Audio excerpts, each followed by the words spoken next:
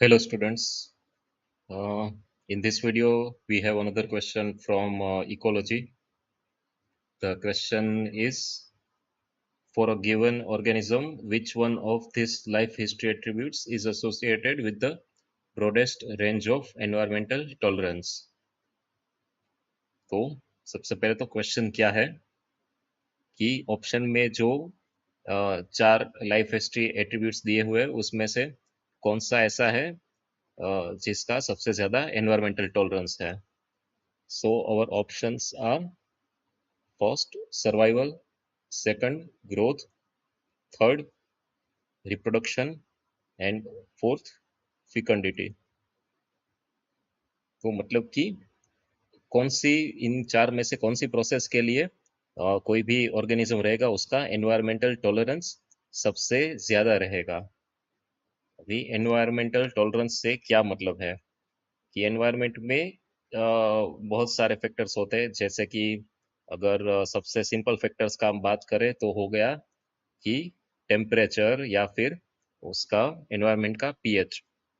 ठीक है, अगर हम टेम्परेचर को एग्जांपल लेके चलते हैं तो अगर जितना भी हमारा टेम्परेचर का रेंज है कि जितने में हमें बायोलॉजिकल लाइफ मिलती है, तो उसमें से कोई भी एक गिवन स्पीशीज होगा तो उसके लिए ये चार प्रोसेस है: सर्वाइवल, ग्रोथ, रिप्रोडक्शन. उसमें से कौन सा प्रोसेस होगा वो सबसे ज्यादा ब्रॉडेस्ट रेंज में वो कर पाएगा. जैसे कि एग्जाम्पल के लिए अगर हम ये इमेज को देखें तो पहले तो इसमें क्या है, ये बैक्टीरिया का ग्रोथ रेट है, अलग अलग बैक्टीरिया का विथ रिगार्ड्स टू टेम्परेचर, की अलग अलग टेम्परेचर पे ग्रोथ रेट कितना होगा.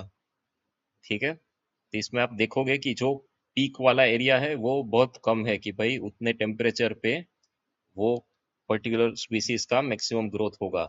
जैसे कि अगर हम देखें कि मीसोफाइल्स, जैसे कि इकोलाई हो गया, तो उसका जो मैक्सिमम ग्रोथ है वो 37 पे ही होगा. ठीक है, हम सबको पता है इकोलाई है, एंटेरिक बैक्टीरिया है, होस्ट के अंदर रहता है, तो होस्ट के बॉडी टेम्परेचर पे उनका मैक्सिमम ग्रोथ होगा, दैट इज 37.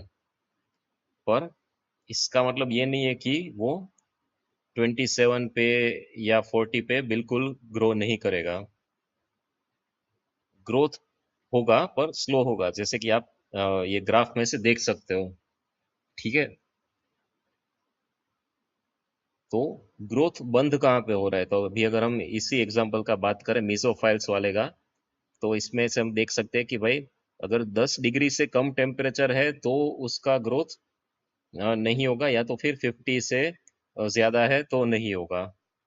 तो आपको कितना बड़ा रेंज मिल रहा है कि भाई जो 40 डिग्री का रेंज है 10 से 50 तक, तो उसमें वो सरवाइव तो कर लेगा. ठीक है, अभी आप उसको अगर 10 या 12 डिग्री पे रखोगे तो वो बहुत स्लो ग्रो करेगा पर वो सरवाइव करेगा. पर उसका जो मैक्सिमम ग्रोथ वाला होगा, मैक्सिमम ग्रोथ रेट, वो बहुत कम टेम्परेचर रेंज में होगा, कि मैक्सिमम 37 पे. मे बी आप आगे पीछे 3 या 5 डिग्री तक भी ले लो तो शायद वो ग्रो करता रहेगा अच्छे अच्छे रेट से. तो उससे ज़्यादा दूर जाओगे तो उसका ग्रोथ कम हो जाएगा. क्यों? क्योंकि ग्रोथ में नए चीज़ें बिल्ड करने के लिए ज़्यादा एक तो एनर्जी चाहिए, ज़्यादा मटेरियल्स चाहिए. सेम गोस फॉर रिप्रोडक्शन, कि रिप्रोडक्शन के लिए तो मतलब ज़्यादा रिसोर्सेज चाहिए.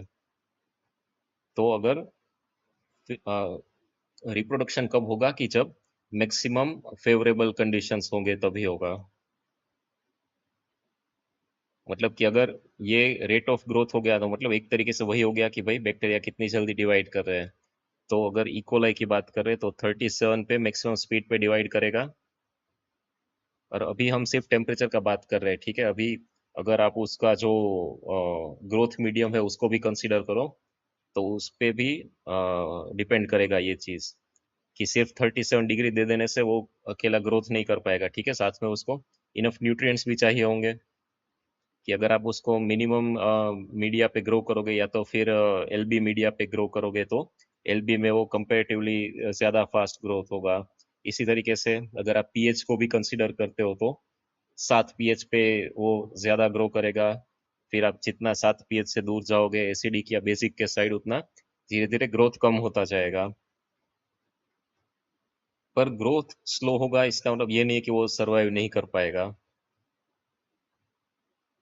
तो मतलब कि सर्वाइवल के लिए कोई भी पैरामीटर होगा तो उसके लिए ऑर्गेनिजम्स का टॉलरेंस सबसे ज़्यादा होगा, कि भाई वो डिवाइड नहीं करेगा पर वो टेम्पररी या लॉन्ग टर्म के लिए भी सर्वाइव कर लेगा।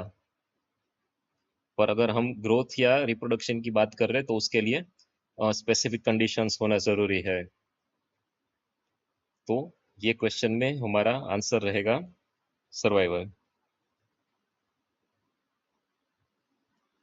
बाकी जब हम पॉपुलेशन